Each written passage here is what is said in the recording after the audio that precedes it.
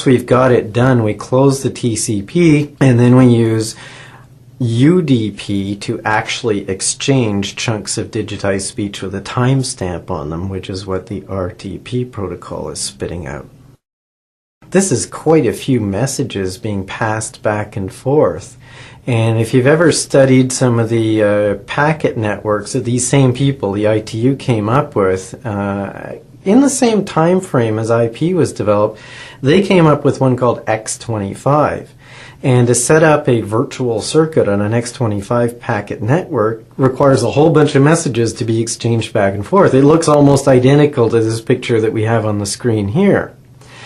And there are some concerns that this is not scalable. If we get literally millions of people trying to do this at the same time over a network, it's conceivable that all of these call setup control messages might end up overwhelming the systems. So while all voice over IP systems have to support H.225 call setup and H.245 capability negotiation, it's starting to look like there's another leaner, meaner technique that's going to replace it.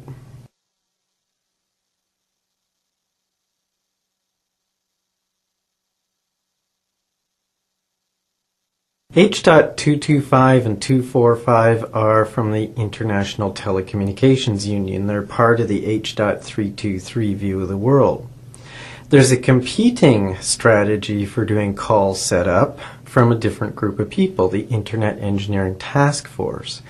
And their strategy is called SIP, the Session Initiation Protocol.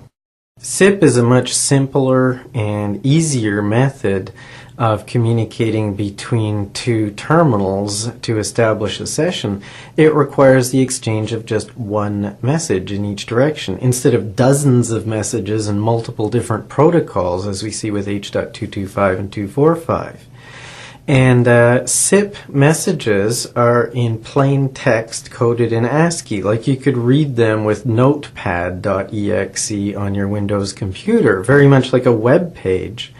Whereas H.225 and 245 are all coded into binary, where if this bit is set, it means this. If that bit isn't set, it means that. And you'd need a whole handbook to tell you what the various bits were. So while it might be efficient bit-wise, it's very complicated to implement in a software program. Also, if we're going to use SIP, then we tend to also use the domain name system for resolving people to IP addresses. The domain name system is where you have a domain like terracomtraining.com, and then there are domain name servers that you can go to and ask what is the IP address that corresponds to terracomtraining.com, and it will tell you the numeric 32-bit in IP version 4 or 128-bit in IP version 6 IP address that corresponds to that domain name. And you actually use that to send packets back and forth. With SIP, the idea is you might identify somebody using their email address. And when we're trying to resolve that, then we go and use a domain name server, rather than having to have some other directory server living on the gatekeeper. So it's very similar to what we do for the web already, and it's very simple. There are only 4 different messages that you can send, and there are only 3 different answers you can get back. The messages you can send are invite, acknowledge, buy, and register. And the only 3 answers are trying, ringing, and OK. That's it. And you can take a look here on the screen. It's an example of a message that's exchanged back and forth to set up a call, where one terminal, one IP phone, sends a request which is inviting a particular person, and it's from Jane to Bob. And you notice that those are domain names, they're not IP addresses. And in the body of the message it says what protocol they want to use for doing the time synchronization, RTP of course, and what protocol they want to use for the codec, and also the IP address and port number where we're going to exchange this media. And then the answer that comes back is okay. And you can see at the bottom saying, yes, we're going to use RTP and the G711 codec. And here's my media transport address, the IP and the port number. And so that's all we need. We just exchange these two messages, and then from thence on, we've got everything we need to know to start actually sending streaming media back and forth in IP packets. Since this is so much simpler and easier to implement and viewed as being much more scalable, it's likely that going forward, even though we have to have H.225 and 245 on every system we buy, that we may end up using SIP for doing the call setup going forward.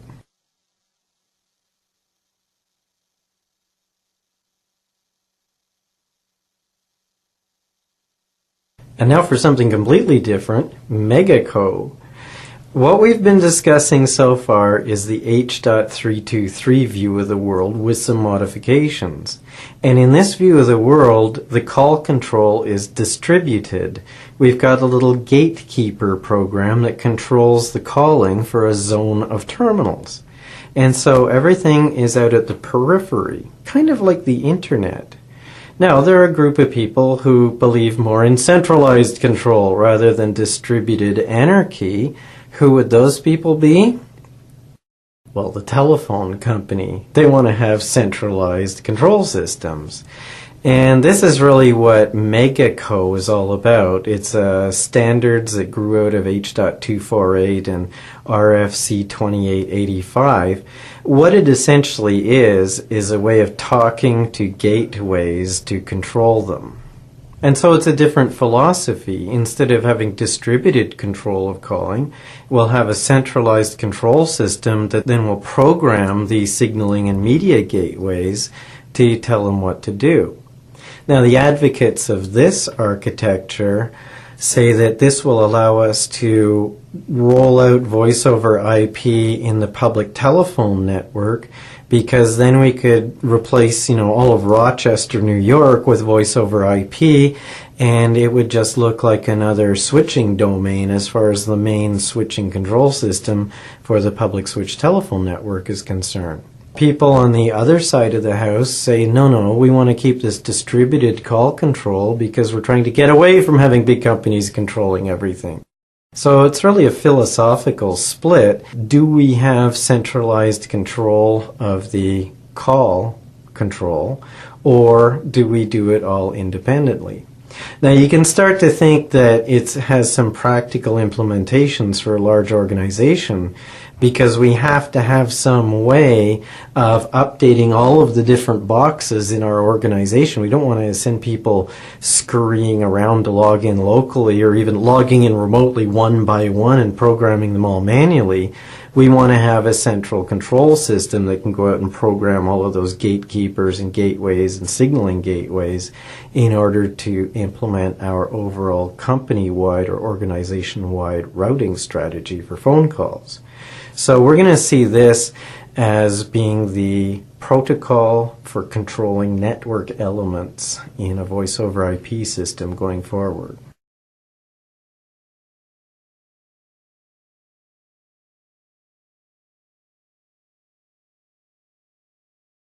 So to wrap up this chapter, a little diagram showing a roundup of the protocols that we've discussed and how they interact.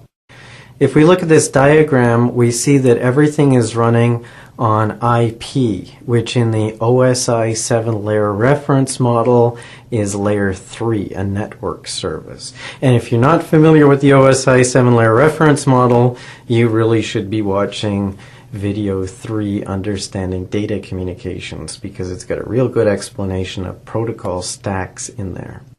IP provides us with an unreliable network service, and so then we have to do things over that network to do reliability. When we want to make sure our stuff gets there, we use TCP, the Transmission Control Protocol, on top of IP to do reliability. And this platform, the TCP and IP, is used to transfer signaling information.